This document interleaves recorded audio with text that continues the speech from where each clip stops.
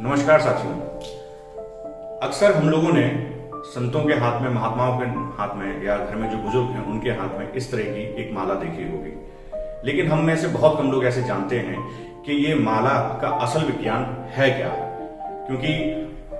हम लोगों को बता तो दिया जाता है कि माला आप जपें, उसके साथ प्रभु का नाम जपें, ईश्वर का नाम जपें, लेकिन दरअसल इसके पीछे एक हमारे बायोलॉजिकल सिद्धांत काम करता है,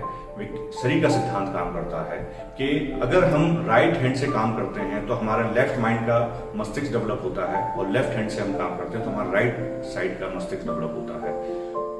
हमारे मन के अंदर अस्थिरता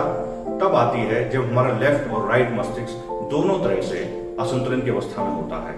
राइट मस्तिष्क का काम होता है ज्यादा से ज्यादा चीजों को सोचना, प्लानिंग करना, और लेफ्ट मस्तिष्क का काम होता है कि उसको आप इंप्लीमेंट करना।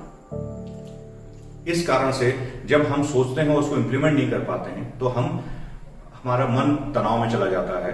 या ये कहें परेशानी में पड़ने लगते हैं, जिस वजह से हमें कुछ ऐसी एक्सरसाइजेस करनी पड़ती हैं जिससे हमारे मानसिक संतुलन की एक अवस्था रहे। जिस व्यक्ति का लेफ्ट और राइट माइंड एक मस्तिष्क संतुलन की अवस्था में रहता है, दोनों बराबर रूप से विकसित होते हैं, तो उस व्यक्ति के अंदर न केवल आध्यात्मिक प्रगति में वो आगे बढ़ेगा, वो सांसारिक जीवन में भी बहुत आगे बढ़ेगा। तो ये जो माला है, ये माला को कई अलग अलग धर्मों में अलग अलग तरह से इस्तेमाल किया जाता है, लेकिन इसके पीछे कारण कि जैसे ये माला हमारे ये गुर्रियां हैं, जो जिसको हम गुर्रियां बोलते हैं, हमारे इस उंगली तर्जनी के नसों से होकर गुजरती हैं, तो इस हाथ में लगातार हलचल होती है। इस हलचल के कारण हमारे राइट साइड का जो मस्तिष्क है उसमें लगातार वाइब्रेशंस पैदा होते हैं, और धीरे धीरे धीरे धीरे धीरे धीरे ये लेफ्ट मस्तिष्क के ब्रेन के संतुलन की अवस्था में आने लगता है, और धीरे धीरे जो एक असंतुलन है वो धीरे धीरे संतुलन में बदलने लगता है। इस कारण से, और जब इसके साथ किसी मंत्र या ईश्वर या जिसका भी नाम हम अपने गुरु और धर्म संप्रदाय के अनुसार जोड़ देते हैं, तो ये इस कारण से ये माला का जपना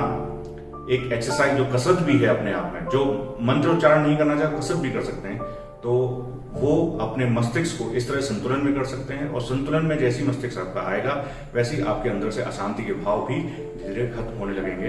हर धर्म संप्रदाय के अपने अपने तरीके हैं, लेकिन एक एक्सरसाइज के तौर पे आप बिना मंत्रोच्चारण के भी इस माला का उपयोग अपने एक्सरसाइज के लिए कर सकते हैं। ऐसे ढेर सारे किस्सों के बारे में आप मेरी किताब आनंद पथ आंतरिक सुख की सार्थक तलाश में पढ़ सकते हैं, जो अमेजन पर उपलब्ध है, और आप मुझसे यूट्यूब पर और फेसबुक पर जुड़ सकते हैं।